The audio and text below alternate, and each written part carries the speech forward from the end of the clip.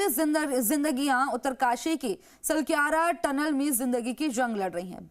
बार बार उन्हें बचाने के लिए रेस्क्यू ऑपरेशन शुरू किया जाता है, लेकिन 2 हफ्ते में बार बार ये ऑपरेशन अटक गया है।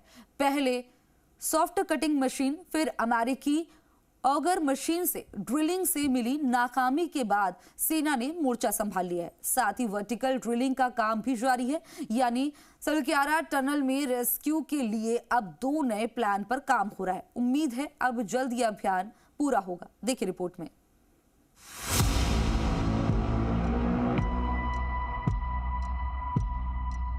उत्तरकाशी की सुरंग में फंसे 41 मजदूरों को बचाने की मुहिम में भारतीय सेना के जवानों ने कमान संभाल ली है। अभियान के 15वें दिन मद्रास सैपर्स के जवान सुरंग के पास देसी औजारों के साथ पहुंचे। उनके साथ कुछ स्थानीय लोग भी थे जो मैनुअल ड्रिलिंग के काम में जुट गए। वहीं दूसरी ओर वर्टिकल ड्रिलिंग के लिए मशीन ने टनल के ऊपर से काम शुरू कर दिया। दरअसल मजदूरों को निकालने के लिए कई प्लान पर काम किया जा रहा है ताकि फंसे मजदूरों को जल्द से जल्द निकाल लिया जाए। सुरंग में करीब 9 मीटर दूर 41 मजदूर को निकालने में एक साथ कई विकल्पों पर काम किया जा रहा है। तमाम चुनौतियों के बाद सेना का ये खास ऑपरेशन यानी मैनुअल ड्रिलिंग कारगर माना जा रहा है।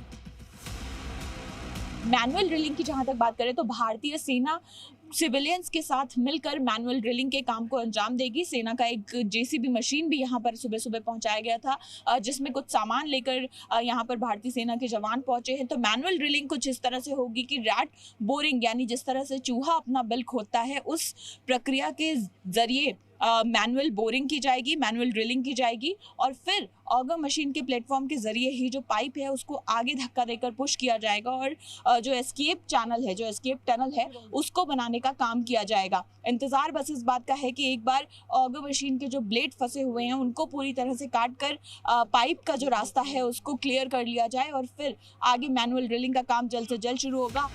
तमाम चुनौतियों के बाद सेना का ये प्लान बेहद अहम है। रेस्क्यू में जुटी सभी एजेंसियों का मकसद सुरक्षित मजदूरों की वापसी है और इसके लिए वो हर प्लान पर पूरी तरह काम कर रहे हैं।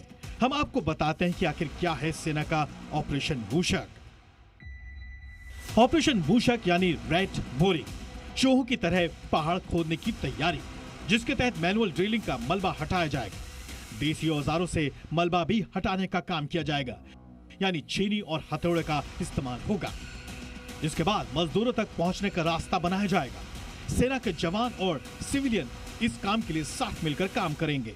कोशिश ये की जाएगी कि एक बार जब ब्लेड्स पूरी तरह से बाहर आ जाते हैं 800 mm के उस पाइप के अंदर से, तो इंडियन आर्मी के जो जवान होंगे उनकी टीम यहाँ पर जो गठित की गई है उसके साथ सिविलियन जो मौजूद हैं, जो वर्कर्स लगातार यहाँ पर लगे हुए हैं, टेक्नीशियंस जो लगे हुए हैं, ये मिलकर एक टीम के तौर पर अंदर मैनुअल ड्रिलिंग का काम करेंगे, जिनमें जो देसी औजार हैं उनका इस्तेमाल किया जाएगा और जो खुदाई का काम है, जब मलबा उसको मैनुअली खोद कर बाहर निकाला जाएगा और फिर पाइप में स्पेस क्रिएट किया जाएगा और इसके बाद ऑगर मशीन के प्लेटफॉर्म के जरिए ही पाइप को आगे पुश किया जाएगा। तो वो प्रक्रिया जैसे पाइप को पहले पुश किया जा रहा था एस्केप टनल बनाने के लिए, वो तो सेम रहेगी, लेकिन अब ड्रिलिंग का काम जो है वो पूरी तरह से भारतीय सेना के हाथ में आ गया।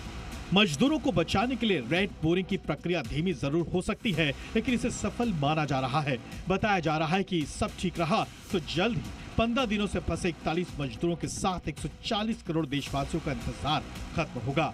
लेजर कटर और एक प्लाज्मा कटर, दो और एडिशनल मशीन्स मंगवाई गई जिससे कि वो कटिंग का काम है। जैसे बताया कि जो ओगर का ड्रिलिंग वाला फिन्स वाला पार्ट होता है वो अंदर फंस गया था, तो उसको काटने के लिए एक नॉर्मल गैस कटिंग होता है जो ट्रेडिशनल होता है और जो हमारे लोग भी इस्तेमाल करते हैं। जो प्लाज्मा कटिंग मशीन है उसको चंडीगढ़ से यहाँ इमीडिएटली रवाना किया गया, यहाँ जल्दी से जल्दी रात के 2 बजे पहुंची है।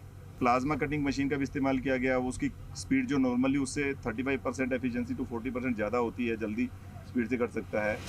टनल से मजदूरों को निकालने के लिए बीते 15 दिनों से कई प्लान पर काम किया गया, लेकिन मंजिल के करीब आते ही नई रुकावट चट्टान बनकर खड़ी हो जाती है। वहीं अभी भी रेस्क्यू की राह आसान नहीं है। टनल के सिलक्यारा मुहाने के पास पानी का रिसाव बढ़ गया है, इससे रेस्क्यू टीम की चिंता भी बढ़ गई है, लेकिन हर चुनौती को पार करने की तैयारी भी पूरी कर ली गई है। आप लोगों को ध्यान होगा वर्टिकल ड्रिलिंग कर रहे हैं और आप लोगों को ध्यान होगा कि हम जो स्पॉट आइडेंटिफाई किए थे 305 मीटर, वहाँ से ये हमारा अनुमान है कि 86 मीटर ड्रिलिंग करना है टोटल।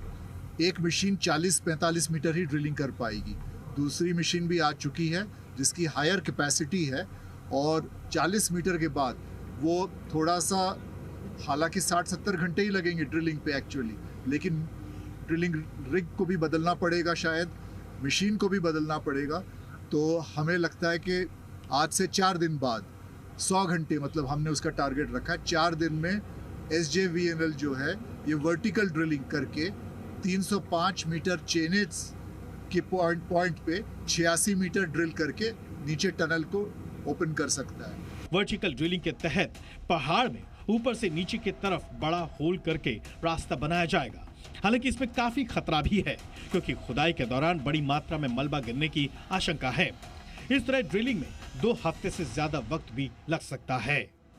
फंसे मजदूरों को उनके परिवार के सदस्यों से जोड़े रखने के लिए एक लैंडलाइन सुविधा भी स्थापित की गई है। खाना भेजने के लिए इस्तेमाल होने वाली पाइप के जरिए कम्युनिकेशन सिस्टम बनाया गया है। सर, ये तो अभी कोशिश की जा रही है कि श्रमिकों तक इसकी जो BSNL की लैंडलाइन की सुविधा है श्रमिक तक उन तक पहुंचाई जाए, और जो श्रमिक वहाँ पे इतने दिनों से 14 दिनों से जो फंसे हुए हैं वो अपने उसके संग संबंधी अपने परिजनों से बात कर सकें। वहीं इसी पाइप के जरिए एंडोस्कोपिक कैमरा भी सुरंग में डाला गया है, जिससे बचाव कर्मी अंदर की स्थिति देख पा रहे हैं। एक के बाद एक कई रुकावटों ने न सिर्फ रेस्क्यू अभियान में रोड़ा अटकाया, बल्कि उम्मीद और हौसले को भी चुनौती दी है। चुनौतियां कई आई, लेकिन न सुरंग के बाहर जुटे NDRF के जवानों को मनोबल गिरा, और न ही सुरंग के गुप्त अंधेरों में फंसे मजदूरों का। उम्मीद है कि कामयाबी जल्द मिलेगी। उत्तरकाशी से अंजलि सिंह के साथ ब्यूरो रिपोर्ट, जी मीडिया।